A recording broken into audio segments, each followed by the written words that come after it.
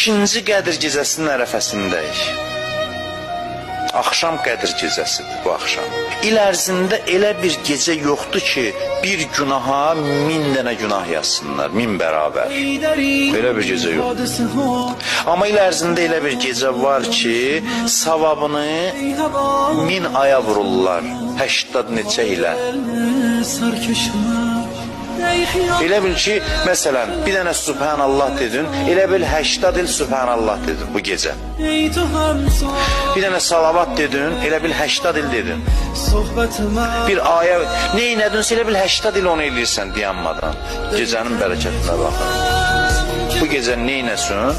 80 ilə vurulur. Yəni həmin işi 80 il davamlı şəkildə eləmirsən elə bil, onun savabını yazır bir gecənin içində.